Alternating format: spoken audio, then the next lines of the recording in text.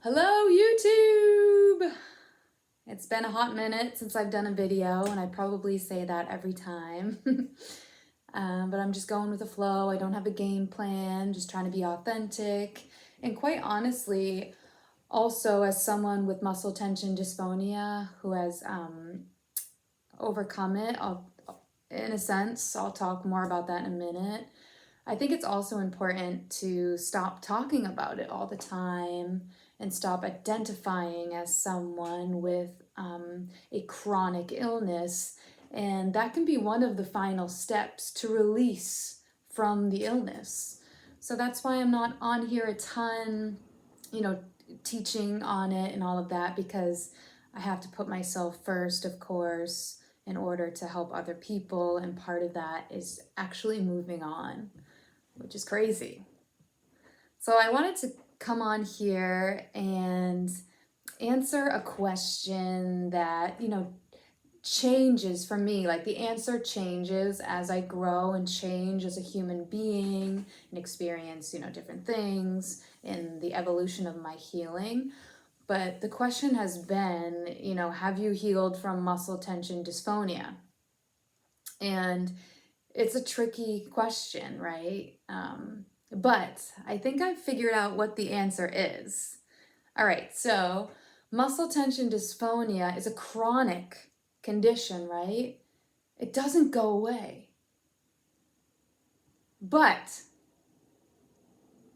the chronic can be taken away from that. All right, so for me, yes, muscle tension dysphonia. If you haven't heard my backstory, I'll link it below. I have a ton of videos on here about my own journey with muscle tension dysphonia.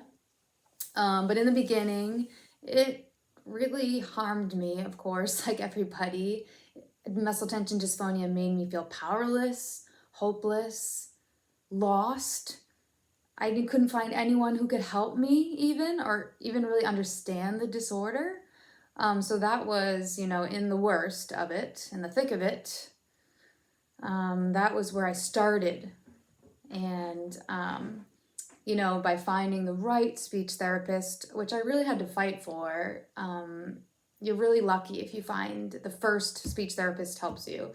You really have to find the right one. So I found the right speech therapist, and then I found the right vocal coach, and then I had to make big lifestyle changes over a long period of time, de-stressing my life, working on personality traits like perfectionism, people pleasing, hard trying. I have, continuously working on those behaviors, you know, adding in yoga and meditation and healthy eating and sleep and joy, slowing down.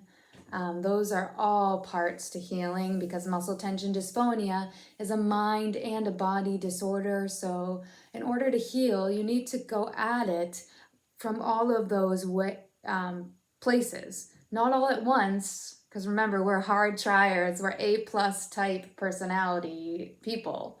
So we do not want to be hard trying our way through our healing, because that won't work, but to just slowly but surely go through all of those things as a lifestyle change. So what I'm getting at is, yes, I came from a place where I felt hopeless and helpless. I couldn't talk. I had to make my life very small. And now I'm in a place where there are no rules. There's no making my life small anymore. I gig in a rock band, power vocal singing. Look at me talking right now. I'm talking without any pain. You can hear the resonance is bright. I feel relaxed. I could talk like this for hours, and I do this 4 days a week for 4 hours to 5 hours a day to teach vocal lessons and piano. And I've done that on purpose. I don't overwork myself, because I'm trying to live a life where I'm not working to live. I'm not living to work. You know what I mean. I'm not working all the time and being stressed out, right? So where am I going with this? Anyways, so what I'm trying to say is, now I don't have pain, right? But sometimes I do. So sometimes when I'm stressed, I'll have a flare up. I'll have pain. I'll have burning. tightness. Sometimes it'll come into the throat. I'll be talking more in my throat. I'll pop a cough drop or two. I used to take 20 a day. So now I try not to take them anymore because, you want to fly out of the nest and you want to get rid of those things that, keep you in chronic illness. But I will give myself the straw technique, the cough drops when I'm having a hard time. And, the biggest component now is I understand MTD, right? So when that happens now, I can look at it as a blessing. I'm like, oh, slow down, Liz. What's up, body? What are you trying to tell me? And usually the body is telling me I'm stressed. I don't feel safe. Or, something like that. We all have that little child within ourselves who, when you get really deep down to it, we all just want to be loved, accepted. We want to feel safe. And then when pain comes in, maybe we don't feel safe anymore, right? So my work is to hold myself and listen to myself and to tell my nervous system, you're safe. There's no bear, there's no, situation that I have to get out of. And if there is, of course, we get out of that situation. And that's how I deal with my pain now. And then the pain dissipates. It goes away. So the difference between then, when I had chronic pain, that was a loop going around and around and around and around. It never stopped. I couldn't get out from underneath it. I was drowning in my MTD. It ran my life, made my life very small. Now, it's not chronic anymore. I don't have chronic pain.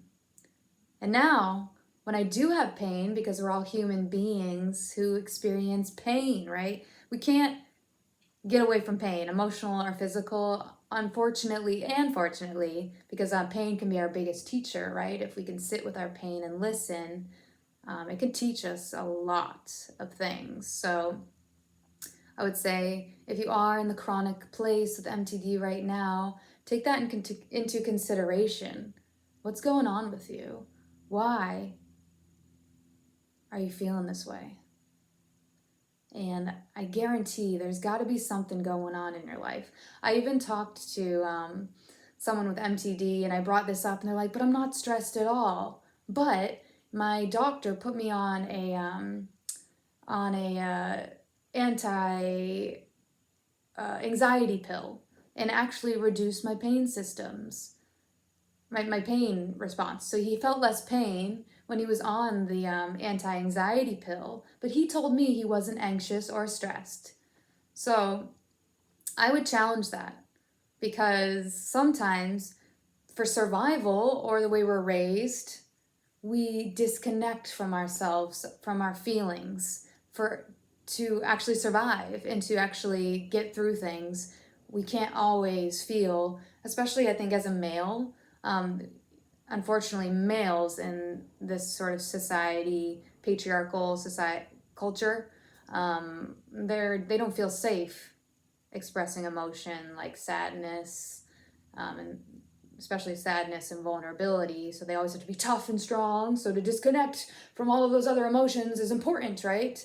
But perhaps if this sounds like you, it takes a lot of work to actually reconnect to your body, your sensations, your feelings, and your emotions, right? Because maybe you're so disconnected up here from your emotions, but your body is still feeling them. So I think that's what was happening in that case. So there is that type of person who is very disconnected, and now the work is to reintegrate to your mind and body, to feel your feelings, to connect. Doing journaling, asking yourself, how do I really feel, can be great work, working with therapists. And then there's people like me who cry all the time. We're super connected. But as women, we have to be careful that we can also connect with anger, because in this patriarchal society, it's not necessarily safe for a woman to connect to feeling angry or to be assertive. Those can feel unsafe, right? Because maybe we'll be rejected by society.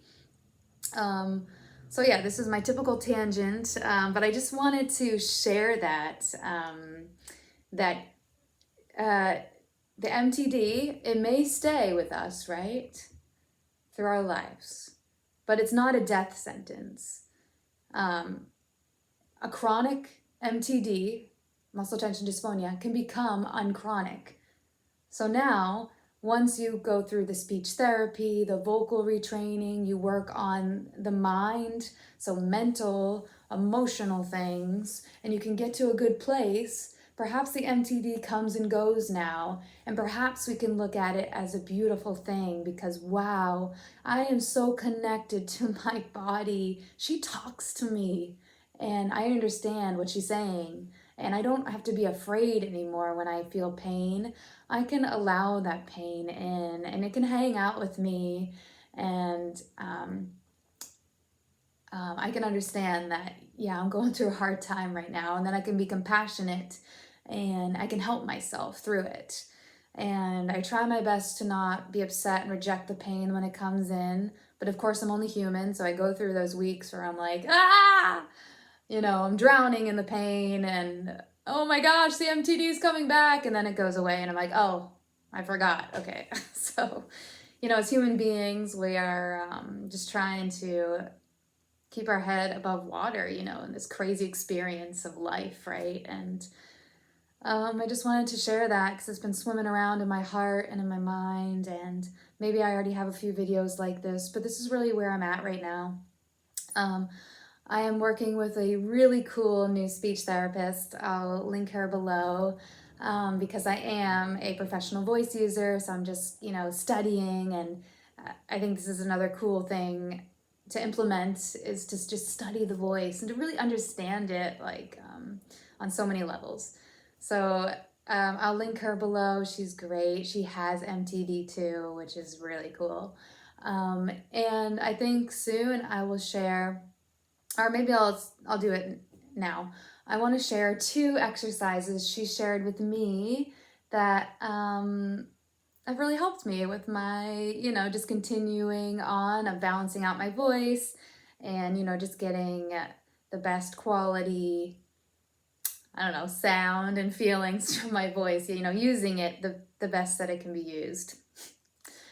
All right, I love you all so much, and I hope this helps comfort anyone who's struggling. And if you have muscle tension dysphonia and you're really struggling right now, this is for you, and I really encourage you to not give up. There's hope. You can heal. You can get out of that chronic pain loop.